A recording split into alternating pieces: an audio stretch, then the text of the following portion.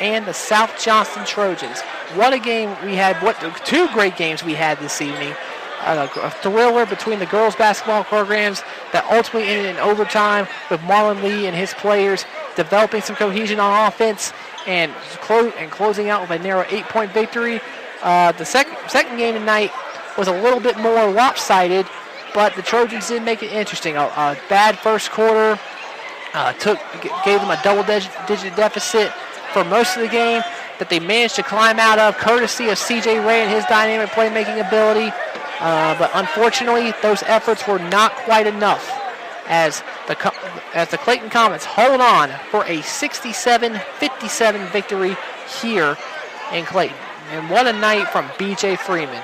We talked endlessly about him, about his dynamic playmaking ability, what he can do as a team player, and he caps off a stellar evening with a 22-point performance that was submitted by that thunderous dunk at the end of the game that sent the Clayton fan base into a frenzy.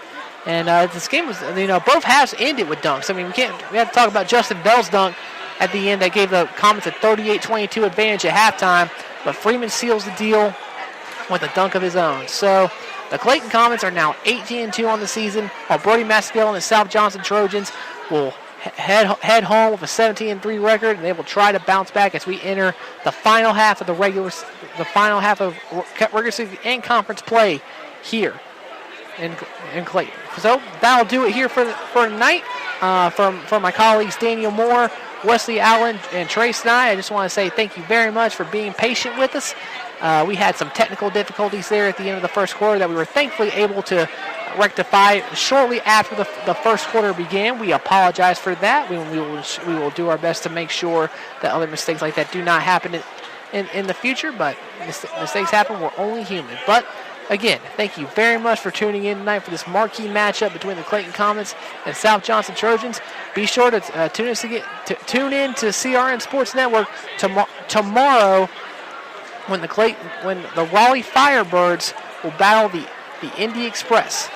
This is our very first broadcast with the Firebirds. We are very excited about the partnership, and we are looking forward to what we hope is a multi-year partnership between the Firebirds and CRN. So thank you very much for tuning us in tonight, and we will see you again next time. For Trace and I, Wesley Allen, Dean Moore, I'm Brandon White saying good night from Clayton, North Carolina.